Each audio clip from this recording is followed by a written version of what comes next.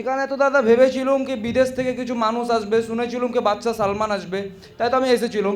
এসে দেখছি দাদা কি সব চুনোপুটি নিয়ে বসে আছেন আপনি। দাদা আগে বলতেন তো আমি আসতাম না, আমার মূল্যবান সময়টা আমি নষ্ট করতাম না দাদা। তবে যাই হোক, আমি যে সেটা দাদা আগে টাচ দিয়ে বলছি, সেটা হলো এখানে কিন্তু দাদা অনেকেই এসেছে, অনেকেই আবার অনেককে বাদও দিয়েছে। কিন্তু কলকাতা ছাড়া যে কেউ সেরা হতে পারবে না, কলকাতাকে বাদ দিয়ে যে কেউ সেরা হতে পারবে না, মানে কলকাতাকে ডাউন করতেই হবে, সেটা সত্য হোক বা মিথ্যা হোক। এই কারণে যে যেভাবে পেরেছে মিথ্যা দিয়ে ভরিয়ে কলকাতাকে ডাউন করে তারপর নিজেকে সেরা করতে চেয়েছে। কারণ কি, কলকাতাকে তো না ডাবাতে পারলে সেরা হতে পারছে না। কারণ কলকাতা যে সেরা এটা নিয়ে সবার কিন্তু মাথা ব্যথা আছে দাদা।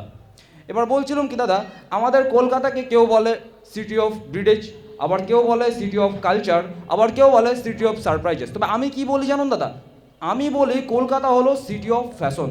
কারণ কি দাদা, এই যে এখানে যারা বসে আছে, এখানে যারা বসে আছেন বা মুস্তানটা লাগছে কিন্তু আপনাদেরকে, বাস মাঞ্জা মেরে এসেছেন গুরু। যেটা বলছিলাম যে আপনারা যে ফ্যাশন বলে কিছু শিখে থাকেন, কোথা থেকে শিখেছেন? কলকাতা থেকে দাদা। কারণ কি, কলকাতা কিন্তু যবে থেকে নিউ টাউন হয়েছে তবে থেকে এই বাঙালি আপনাদের জ্বালায় দাদা আমাদের কলকাতার মানুষ টিকতে বড় দায় হয়ে যাচ্ছে। একটু কম করে যাবেন ওপারে, বুঝেছেন? দেখেছেন তো আপনাদের জ্বালায় দাদা ইন্ডিয়া এখন অ্যাম্বাসি ভিসাই দেওয়া বন্ধ করে দিয়েছে, যে না ওই চোর বাটপাড়া এপারে ঢুকতে পারবে না। এখন ভিসাই বন্ধ দাদা, যতই লাফালাফি করেন দাদা।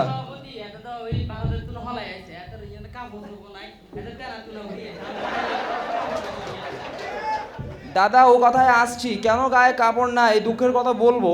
এই যে পাশে যে নোয়াখালীর দাদা বসে আছে না, আমি এই দাদাকে নিয়ে একটু বলি। এই দাদা হলো এক নম্বরে চোর বাটপাড়, বুঝেছেন? এই বাটপাড়ের জগতে সেরা মোস্ট ওয়ান্টেডের লিস্টে দাদার নামটা আগে লেখা আছে। কারণ কি, ওই যখন মহাত্মা গান্ধী এসেছিল দাদা, আমার মহাত্মা গান্ধী এসেছিল যখন দাদার সাথে শান্তি চুক্তি করতে, বাইরে পাঠাটা বেঁধে ভিতরে ঢুকেছে। কিছুক্ষণ পরে দাদা একটু তাকাবেন, ও চেহারাটা একদম মিলে গিয়েছে, এই দাদাই তো ছিল, এই দাদাই ছিল। ওই পাটাটা বুঝেছেন কচি করে বলি মেরেছে, মেরে কবজি ডুবিয়ে গলা অবধি মেরেছে, মেরে ঢেকুর তুলতে তুলতে এসে বলছে দাদা পাটাটা চম্পেস ছিল কিন্তু, বুঝেছেন? এই দাদা আমি এসেছি ঢাকাতে, এসে বাথরুমে ঢুকেছি, পাবলিক টয়লেটে দাদা বড্ড চাপ পেয়েছে, ওদিক দিয়ে আমাকে খাইয়ে পাঠিয়েছে মাসি। আবার পাবলিক টয়লেট ঢুকেছি, ঢুকে কমোটে বসতে না বসতে সামনের দরজায় দেখি লেখা ডানে তাকাও। তাকিয়েছি, এ বলছে বামে তাকাও। তাকিয়েছি, বলছে ওর ওপরে তাকাও। ওপরে তাকিয়েছি, দেখি লেখা যে নোয়াখালী বিভাগ চাই, যেটা করতে এসেছিস মনোযোগ দিয়ে কর। বুঝেছো দাদা, ওই টয়লেটের ভিতরে ওদের বিভাগ লাগে। এখন বলছিলাম কি, এই জাতিকে যদি দাদা সেরা বানানো হয় তবে কিন্তু দাদা এই বাংলাদেশও ওই টয়লেটের মধ্যেই ঢুকে যাবে।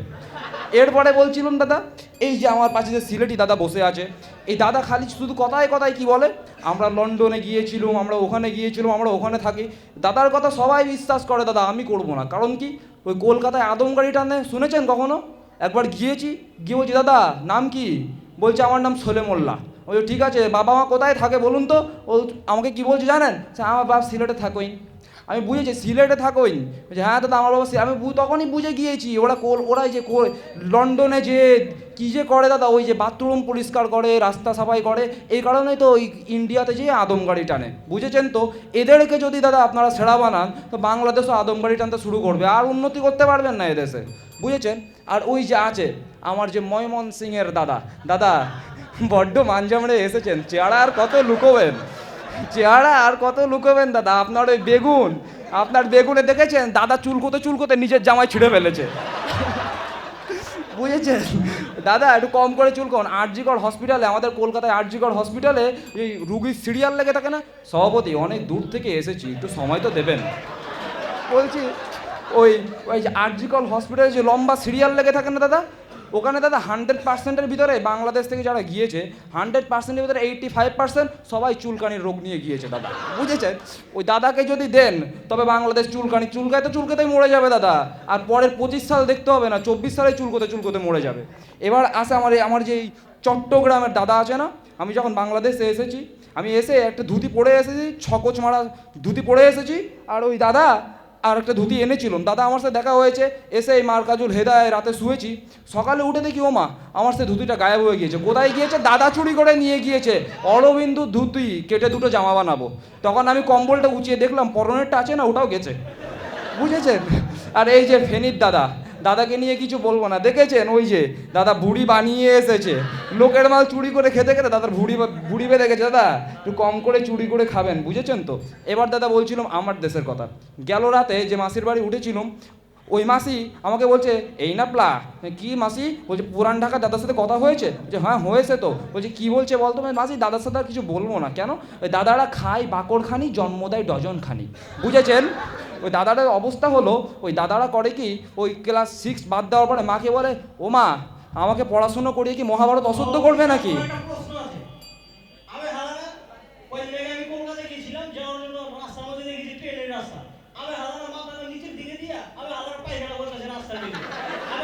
দাদা বসুন আপনার প্রশ্নের উত্তর দিব দাদা বলছিলাম আমি দেখেছেন ধুতি পরে এসেছি একটা কথা বলি এই যে দাদারা বলে আমরা ধুতি উঁচিয়ে নাকি মূত্র বিসর্জন দিই না কি করি দাদা একটা ধুতিতে 6টা করে কোষ থাকে 4টা করে লক থাকে ওই লক আর কোষ ছাড়াতে এমনি হয়ে যাবে পটি আমরা রাস্তায় করি না উন্নত বাথরুম আছে আমাদের দেশে এখন যাই হোক দাদা কলকাতা যে সেরা এটা কেন বলবো কারণ আমার মাসি বলছে যে এই না প্লা হ্যাঁ মাসি বলছে আমাকে একটু 20 দে তো 20 আমি কেন 20 দিয়ে কি করবে বলছে না 20 নম্বর চ্যানেলটা দেয় ওখানে ইন্ডিয়ার খেলা চলছে কেন দাদা ইন্ডিয়ার খেলা না দেখলে জমে না নাকি কলকাতা যে সেরা এটা আপনারাই প্রমাণ করেছেন কেন আপনাদের কারণে কলকাতা হসপিটালে জায়গা নেই দাদা আমাদের রুগীদেরকে চেন্নাই পাঠাতে হয় বুঝেছেন এই কারণে কলকাতাকে একটু কম করে বলবেন দাদা ওই যেদিক দিয়ে যান না কেন সভাপতি ওই তাল গাছটা কিন্তু আমার কারণ কি আমার বাড়ির 2টো আড়া নষ্ট ওই তাল গাছ কেটে 2টো আড়া বানিয়ে থাকবো বুঝেছেন ভালো থাকবেন সবাই বসে পড়ছি